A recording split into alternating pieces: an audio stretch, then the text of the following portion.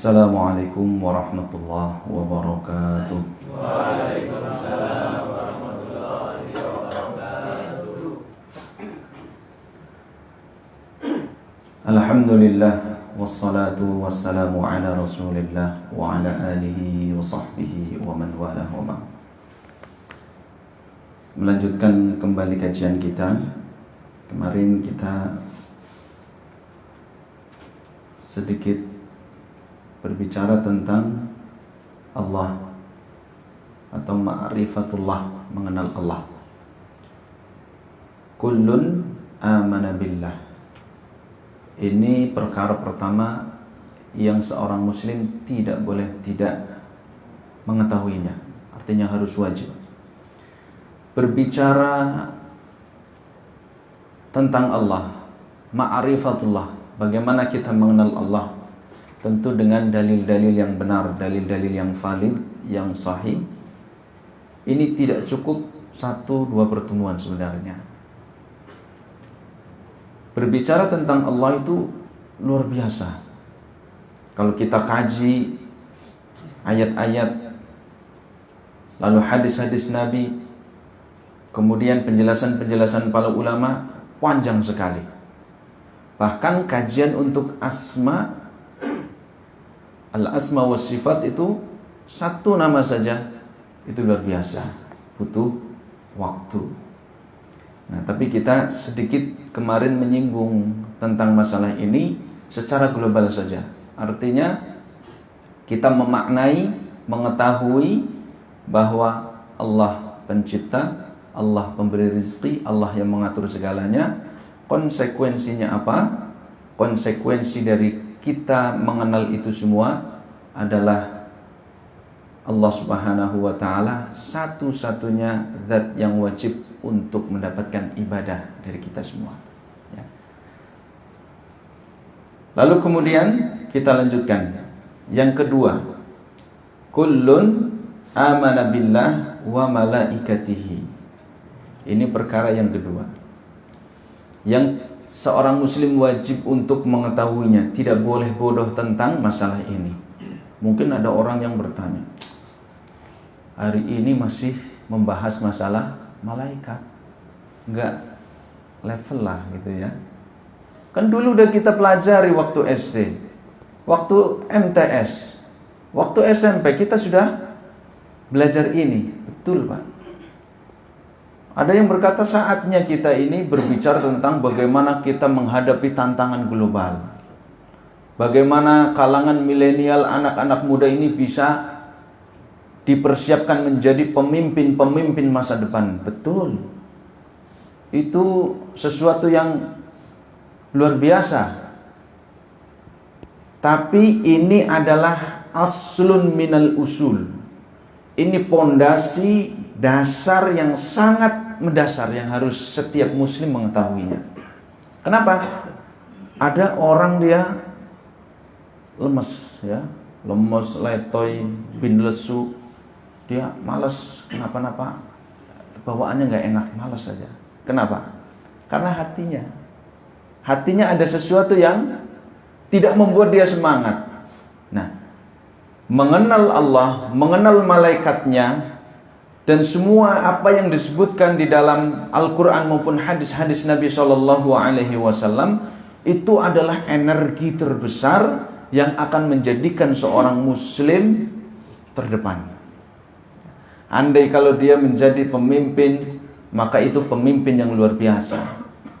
Andai dia menjadi seorang pengusaha, maka dia akan menjadi seorang pengusaha yang berbeda dengan pengusaha pada umumnya. Andai dia menjadi seorang dokter, andai dia menjadi seorang karyawan, bahkan rakyat biasa, dia akan menjadi orang yang berbeda dengan manusia yang lainnya. Kenapa? Karena ada energi di dalam jiwanya. Energi terbesar itu membangkitkan semangat itu yang susah.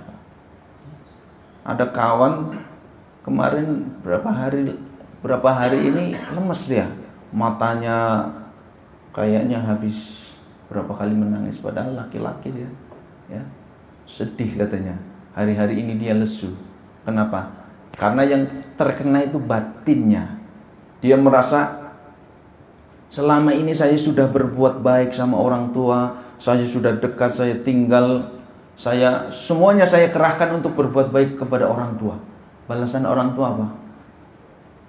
Kamu itu anak yang gak pernah berterima kasih sama orang tua. Kamu anak yang tidak hormat sama orang tua. Dibikinkan rumah, dikatakan enak ya sekarang rumah tinggal nempatin. Kata-kata itu muncul ketika dia dalam posisi semangatnya mau usaha, tiba-tiba itu muncul karena kasus apalah gitu ya, yang tidak bisa disebutkan di sini. Gara-gara kata-kata itu langsung down, Pak. Lemes. Apa yang terkena? Hatinya, jiwanya. Maka seorang muslim yang dia mengenal Allah, betul-betul mengenal, bukan sekedar pengetahuan saja. Saya tahu Allah pencipta, saya tahu Allah maha pemberi rezeki, saya tahu malaikat adalah ciptaan dari nur, dari cahaya. Saya paham malaikat itu adalah makhluk dari Allah, makhluk yang diciptakan oleh Allah. Itu pengetahuan. Tapi di sini Allah bukan hanya memberikan kepada kita, ketahuilah siapa itu Allah, ketahuilah pengetahuan siapa itu malaikat, tapi ingin mengajak supaya kita itu betul-betul mengimani, meyakini, mempercayai. Maka berbicara tentang usul yang kedua, yang wajib seorang muslim itu mengetahui, bahwa kita wajib beriman tentang malaikat. Yang pertama adalah kita wajib percaya, yakin akan adanya wujud malaikat. Kalau orang-orang materialistik itu kan melihatnya zahir saja, mana malaikat? Saya nggak pernah melihat. Kalau Mas Hendra saya lihat badannya gede, tinggi, terlihat jelas kasat mata. Malaikat mana malaikat? Katanya menurunkan wahyu, mana malaikat? Katanya membagi hujan, mana malaikat nggak terlihat?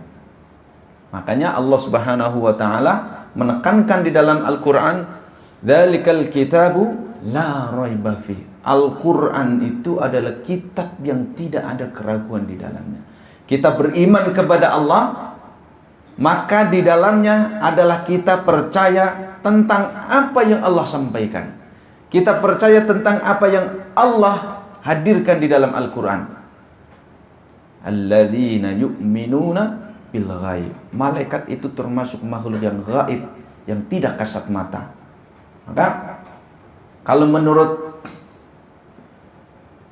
kita mengulik dari sisi bahasa, malaikat itu yang sering kita ucapkan atau yang sering kita dengar, malaikat itu adalah bentuk jamak. Tunggalnya adalah malakun, malak. Nah, jamaknya bentuk pluralnya itu adalah malaikatun. Ada yang menyebutkan bahwa yang dimaksud dengan malaikat itu adalah al-ulukah. Al-ulukah artinya ar-risalah, pengutusan. Jadi malaikat itu memang punya misi, punya tugas dari Allah Subhanahu wa taala. Ada yang menyebutkan dari akar kata la'aka yang artinya arsala, mengutus. Mengutus. Ada yang menyebutkan makna yang lainnya. Yang jelas bahwa malaikat itu adalah yang harus kita yakini bersama-sama, kita pahami bersama, alamun ghaibiyun. Dia makhluk yang gaib. Makhluk yang gaib, yang tidak kasat mata, akan tetapi dia diberi kemampuan oleh Allah bisa menjelma seperti manusia. Dalilnya apa? Ketika datang, disebutkan dalam hadis Jibril, itu yang mungkin pernah ngaji hadis arba'in. Hadis yang pertama disebutkan hadis Jibril. Itu mengajarkan tentang rukun iman dan rukun Islam. Kata Nabi SAW, ja'a rajulun syadidu bayadi thiyabi. Itu menyebutkan Nabi. Di tanah Arab yang gersang, yang gurun pasir seperti itu, Nabi menyebutkan ada seseorang laki-laki. Dia manusia. Ya. Tampangnya, bentuknya manusia. Pakaiannya putih sekali. Syadidu syawadi sya'ri. Rambutnya hitam kelam. Luar biasa bagusnya. La yura alaihi atharu safar. Tidak terlihat darinya itu tanda-tanda dia sedang atau habis safar, habis perjalanan jauh. Tapi kata Nabi, wala ya'rifu minna ahad. Tapi di antara kami tidak ada yang mengenal. Kalau orang asing tentunya dia habis perjalanan jauh, kalau habis safar. Kalau habis safar tentu pakaiannya kalau putih ya sudah kusam, banyak debu, lalu rambutnya ya, acak-acakan, banyak debunya, kotor. Itu orang habis safar. Tapi ini kok rapi, betul-betul rapi. Pakaiannya bersih, putih-putihnya sekali, bersih sekali. Rambutnya rapi, hitam sekali. Tapi di antara kita nggak ada yang mengenal. Lalu di akhir hadis yang panjang itu, Nabi mengatakan, tahukah siapa dia? Mereka para sahabat tidak ada yang mengetahuinya. Allahu wa rasuluhu a'lam. Allah dan Rasulnya yang maha tahu, yang paling mengetahui. Kata Nabi SAW, dia adalah Jibril yu'allimukum dinakum. Dia adalah malaikat Jibril yang datang kepada kalian mengajarkan tentang agama kalian. Nah, jadi bisa menjelma menjadi manusia. Tapi asalnya malaikat itu adalah alamun ghaib. Dia adalah makhluk yang gaib. Makhlukuna, tercipta, dia makhluk. Kalau makhluk berarti dia tidak punya hak istimewa terhadap kemarin yang kita sebutkan hak-hak yang menjadi hak prerogatif Allah. Mengatur alam semesta, menciptakan, memberi rezeki. Tidak ada sedikit pun malaikat yang punya hak istimewa ini. Malaikat hanya punya tugas membagi, kemudian mencabut nyawa, lalu kemudian mencatat amal manusia. Itu aja.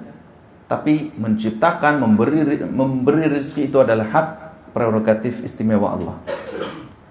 Karena dia makhluk seperti kita, malaikat itu diciptakan, dia bukan khalik yang menciptakan, maka dia punya tugas yang sama seperti kita, yaitu abiduna.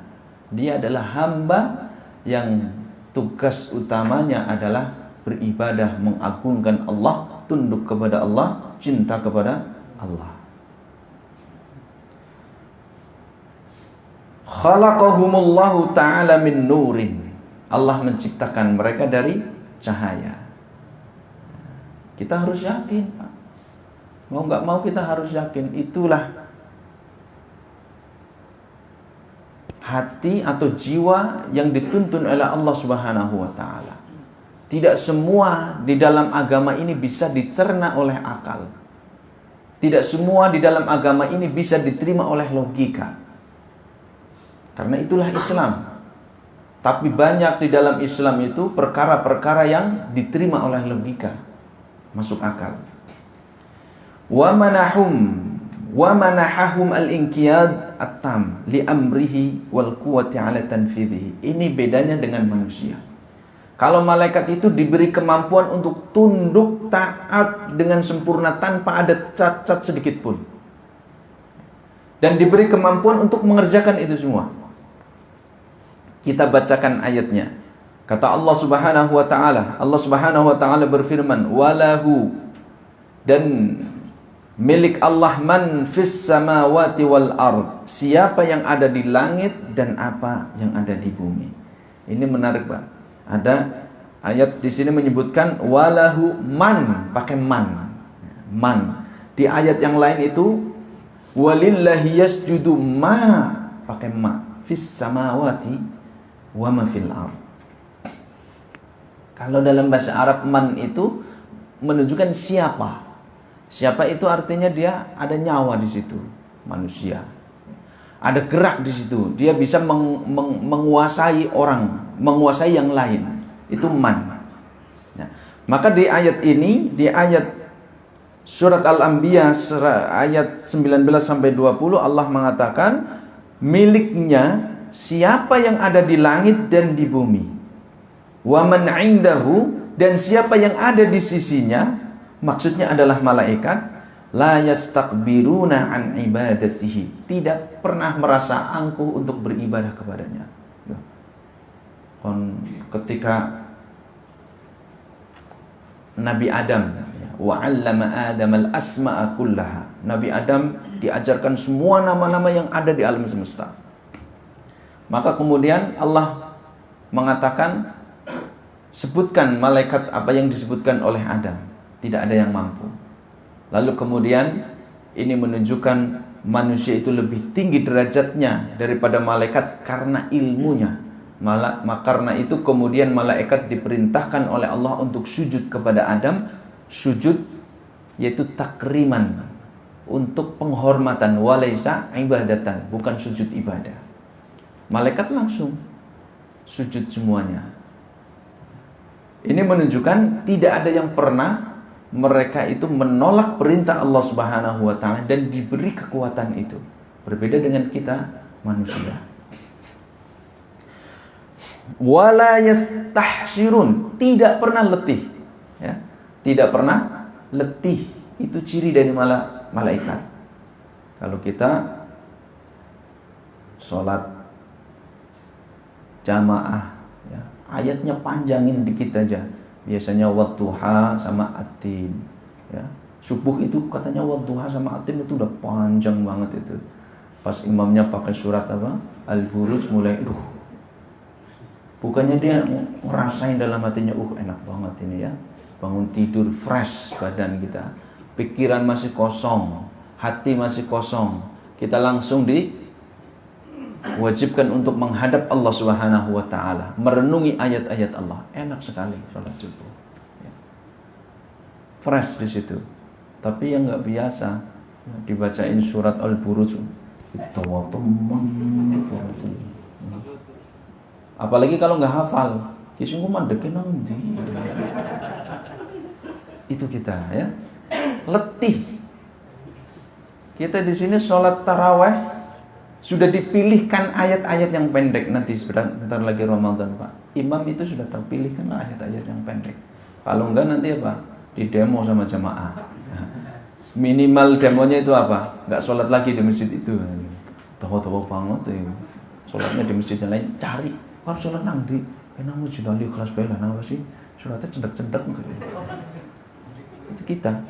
Saya pernah masih ingat itu waktu di Mais, di pondok itu, sholat tarawih itu imam ditargetkan untuk menghabiskan 1 juz. Ya dibagi menjadi 11 rakaat itu. Sampai kakinya panas bener Pak ya. Belum pernah nyoba kan? Ya, belum ya. Yusabbihuna al-laila wan nahar la yafturun. Bertasbih mensucikan Allah pada malam, pada siang, tidak pernah putus. Ya, tidak pernah putus Pak. Artinya ibadahnya itu memang tidak ada putusnya malaikat. Itulah malaikat. Ya. Di dalam ayat yang lain disebutkan walillahi yasjudu ma fis samawati wa ma fil ard, surat An-Nahl 49 sampai 50. Segala sesuatu apa yang ada di langit dan di bumi semuanya sujud hanya kepada Allah. Min dabatin, baik dari makhluk yang melata, di antaranya adalah manusia, wal malaikatu, dan juga para malaikat, wa hum la yastakbirun, tapi malaikat tidak pernah menyombongkan dirinya. Oh ngapalah tasbih bae sih, enggak. Dia yakhafuna rabbahum min fawqihim wa yaf'aluna ma yu'marun. Ini ciri malaikat, karakter malaikat. Dia takut kepada Rabbnya, takut kepada Allah, dan dia mengerjakan setiap apa yang dikerjakan. Maka ini malaikat itu menjadi karakter simbol bagi sebagian orang itu malaikat. Berarti kalau jiwamu jiwa malaikat, berarti memang baik semua. Karena memang yang disebutkan di Al-Quran, hadis-hadis Nabi, semua karakter malaikat tidak ada satupun yang cacat. Karena memang diciptakan oleh Allah untuk taat kepadanya. Tidak ada berontak, ya, tidak ada berontak sama sekali. Jadi beriman kepada malaikat yang pertama adalah mengimani adanya malaikat. Maka apa yang disebutkan di dalam Al-Quran, kita wajib untuk meyakininya, mempercayainya tanpa ada keraguan sedikit pun. Lalu yang kedua, beriman kepada malaikat adalah kita meyakini nama-nama malaikat yang disebutkan di dalam Al-Quran maupun hadis-hadis Nabi, termasuk tugas-tugasnya.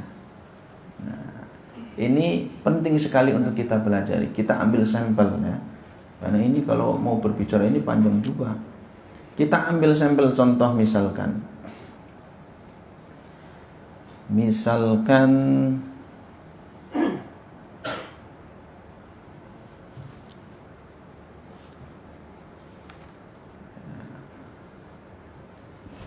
malaikat al-muwakkalina bi kitabati amalil insan. Ada malaikat yang dia memiliki tugas untuk mencatat amal manusia. Idh yatalaqqal mutalaqqiyani. Ketahuilah tatkala ada dua malaikat yang mencatat setiap perbuatan manusia, baik buruk semuanya dicatat, ditulis. Anil yamini wa anis shimali qa'idun. Di samping kanan dan di samping kiri dia duduk. Mencatat ini. Kita duduk ini di sini dicatat oleh malaikat.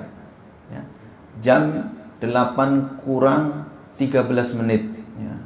Ngajinya ngantuk. Nah, ditulis itu. Ya. Tekluk, nah, ditulis Pak. Ya. Jam 8 kurang 10 menit. Ya. Hadir di tempat kajian, cari gelas, tapi pikirannya kemana-mana melayang. Ditulis itu. Ma yalfidhu min qaulin. Tidaklah ucapan yang kita lontarkan, kita keluarkan, illa ladaihi, melainkan di sisinya raqibun, ada yang mengawasi, atidun, ada yang mencatatnya. Jadi nggak ada hentinya, tidak ada putusnya. 24 jam, berapa menit, berapa detik, tidak ada putusnya.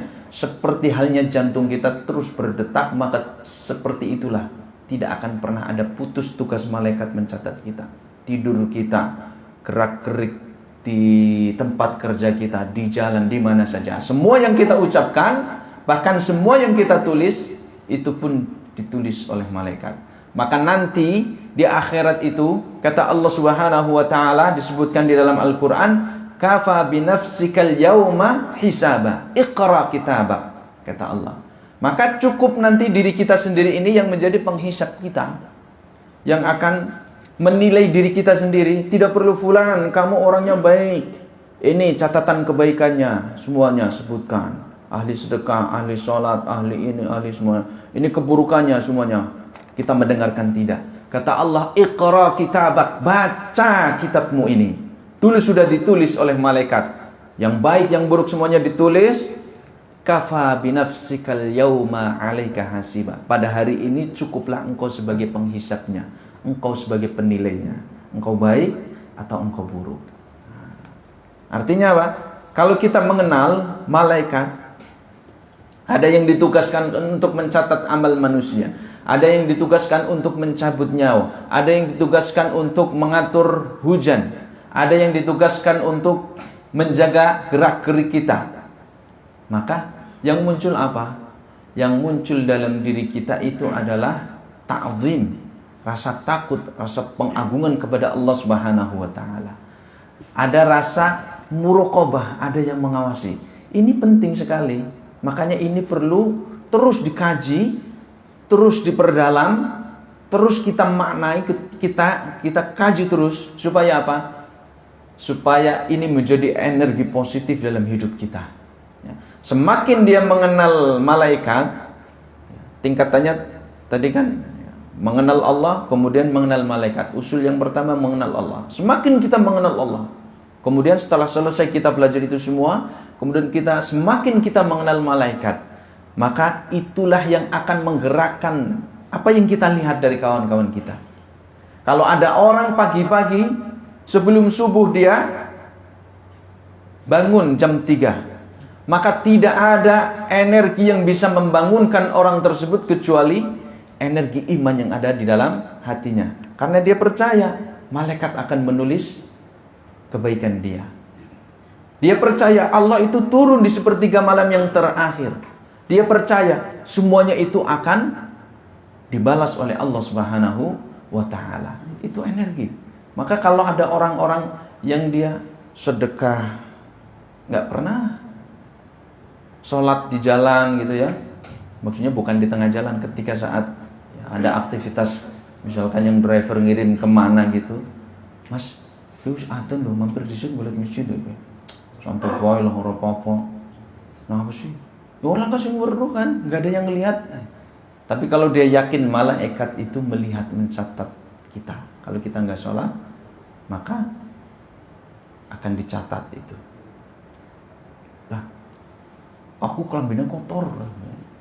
Ngangkat semen misalkan, ngangkut semen atau ngangkut barang apa misalkan ke gudang mana atau ke tempat mana, saya kotor bajunya buat alasan, gak perlulah sholat nangku baiklah, sampai rumah gak sholat. Tidak ada alasan. Orang yang dia betul-betul meyakini tentang adanya malaikat, apalagi ada kiraman katibin, ada malaikat yatalaqal mutalaqiyan, malaikat pencatat amal, raqibun atid, maka semua usaha harus dia lakukan. Ketika di tengah jalan, kalau memang dia pekerjaannya adalah terkait hal-hal yang kotor, kotor belum tentu najis. Ya semen misalkan itu kotor, ngangkut misalkan lemari itu banyak debu-debu kotor, tapi belum tentu najis. Berkeringat, aku rasulah lah keringetan mampu. Ini tidak boleh menjadi alasan. Kenapa? Karena dia percaya ada malaikat yang akan mencatat amal dia. Maka bagaimanapun dia usahakan, kalau memang dia sudah tahu pekerjaannya seperti itu, dia siapkan sarung.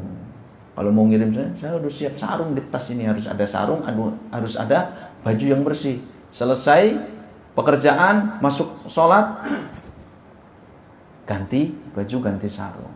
Tidak pernah meninggalkan sholat. Kenapa ini? Ada energi positif, karena ada yang mengawasi, dia merasa itu.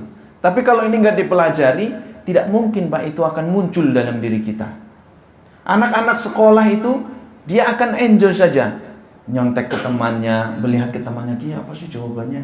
Tapi kalau dia ingat hadis Nabi, man ghasya falaysa minna. Siapa yang dia menipu itu bukan bagian dari golonganku.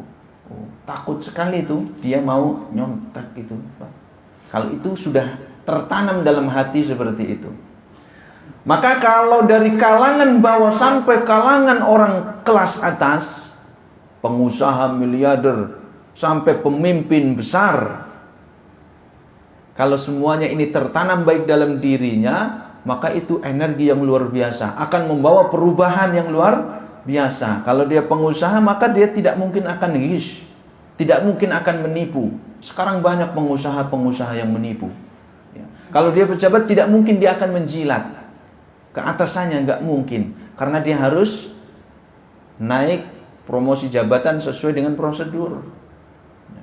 Sekarang kan banyak tetangga saya itu sudah jual tanah, sawah bapaknya itu sudah habis itu. Saya kemarin pulang nanya, katanya daftar polisi, habis 100 juta lebih sekian. Di kampung loh Pak, tanah itu.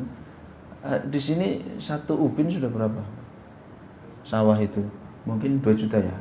Di sana masih murah banget, apalagi tempatnya banjir, masih murah. Berarti kalau lebih dari 100 juta berapa ubin itu yang dijual? Gak jadi polisi, ya, belum jadi, kurang ininya. Ya. Artinya apa? Di situ, kalau dia adalah pejabat yang dia punya di sini, ada keimanan, ada yang mengawasi, ada kemudian keyakinan semacam itu, maka ini energi yang positif yang luar biasa. Maka dia akan membawa perubahan yang besar. Kalau dia karyawan pun dia akan amanah. Kalau dia atasan, dia akan baik kepada bawahannya.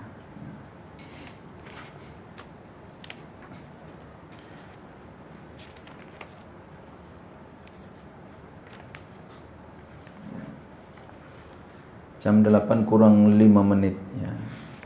Masih banyak sekali tentang masalah bagaimana kita harus beriman tentang malaikat Allah. Tapi ini sepertinya sudah mewakili secara global, tafsilnya, perinciannya setidaknya kita pelajari sendiri atau dibuat kajian sendiri secara beruntun. Nah, itu akan memberikan pemahaman yang besar. Cuma kan biasanya orang sekarang kalau ngaji kan aduh ganti tema lah bue kan biasanya ya. Padahal ulama-ulama terdahulu itu kalau mengkaji itu runtut ya. Pelan-pelan, step by step dari yang paling dasar, lalu kemudian sampai betul-betul memaknai, meyakini, kemudian dia bisa mengamalkan, pindah kepada kitab yang lain ya. Tapi kita kadang menyesuaikan ya, daripada monoton turu kabeh ya wis lah entah ganti tema ora apa-apa. Sing wingi temanya apa? Bersegera menuju ke surga. Bagus ya, supaya tergugah suatu saat kita ada hal-hal yang membuat kita lesu, tergugah lagi agar kita semangat beramal. Nah, ini kita bangkitkan lagi tentang keimanan dasar yang wajib kita ketahui bersama. Itu beberapa hal yang terkait tentang malaikat ya. Maka buah dari kita mengimani adanya malaikat, bahwa malaikat itu adalah makhluk Allah, mereka memiliki karakteristik, memiliki sifat yang begitu luar biasa, la ya'sunallah ma amarahum wa yaf'aluna ma yu'marun, tidak pernah bermaksiat kepada Allah dan mereka senantiasa taat melaksanakan apa yang diperintahkan oleh Allah Subhanahu wa taala. Dan kita juga harus memahami ternyata Allah menyebutkan malaikat-malaikat, nama-nama mereka di dalam Al-Quran, yang menyebutkan pula tugas-tugas mereka. Nah, ini harus menjadi modal bagi kita bahwa kita itu hidup di dunia ini orientasinya bukanlah masalah dunia. Ini ibarat kita dalam satu perusahaan, dalam satu dunia usaha, maka ada atasan, ada bawahan. Atasan ini tentu dia membutuhkan namanya apa? Supervisor apa? Ya, ada manajer, kemudian ada yang di bawahnya. Masing-masing ada yang mewakili itu. Tujuannya apa? Karena kita memang hukum asalnya itu ketika Allah menawarkan kepada kita amanah, semua gunung ditawarkan amanah. Amanah ini adalah tentang perintah dan larangan Allah, agama ini. Semuanya itu menolak. Gunung menolak, langit menolak, padahal dia makhluk yang besar. Langit menolak, yang menerima itu hanya manusia. Disebutkan oleh Allah Subhanahu wa taala, wa kanal insanu zaluman jahula. Itu karakter manusia. Zalim, jahil. Bodoh, zalim. Zalim itu menempatkan sesuatu bukan pada tempatnya. Kita hamba, tapi menempatkan diri kita bukan sebagai seorang hamba, itu zalim. Kita bawahan menempatkan diri kita seolah-olah atasan, itu zalim. Maka dalam dunia usaha itu pun butuh pengawasan. Ada pengawasan, supervisor, ada kemudian mandor-mandor yang lainnya. Itu untuk mengawasi. Kenapa? Karakter manusia itu memang awalnya seperti itu. Mudah lupa. Zalim dia. Ada kepentingan-kepentingan tertentu. Ya, untuk golongannya, untuk pribadinya, untuk nafsunya, dan semacamnya. Akhirnya apa? Dia melaksanakan tugas tidak sesuai dengan SOP. Dalam dunia ini pun demikian. Allah menciptakan kita.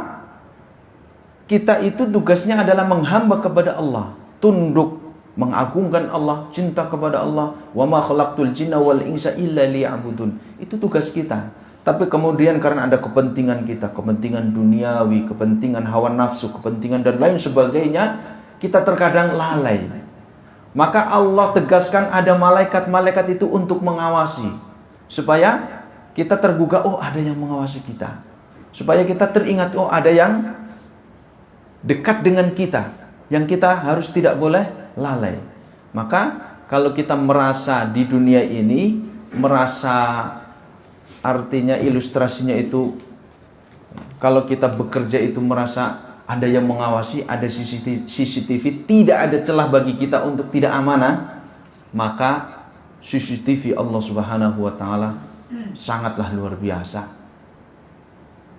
Para rasul-rasul Allah, utusan Allah, yaitu para malaikat itu adalah menggambarkan CCTV yang mengharuskan kita itu merasa tidak ada celah bagi kita untuk tidak taat kepada Allah Subhanahu wa taala. Nah, kalau kita betul-betul mengimani ini, memahami ini, meyakini dalam hati kita, maka setiap apa yang kita ketahui, setiap apa yang kita pelajari tentang al-amru wan nahyu, tentang perintah Allah dan larangan Allah, insyaallah kita akan dimudahkan oleh Allah Subhanahu wa taala untuk mengerjakan itu semua dan untuk meninggalkan apa yang dilarang oleh Allah Subhanahu wa taala. Karena itu, pesan dari saya, mari kita terus pelajari masalah ini, tentang usul ini, selain kita terus juga mengembangkan diri kita untuk masalah keduniawian kita. Demikian, kurang lebihnya mohon maaf. Semoga Allah Subhanahu wa taala senantiasa memberikan ilmu yang bermanfaat kepada kita. Allahumma inna nas'aluka ilman nafi'an wa rizqan thayyiban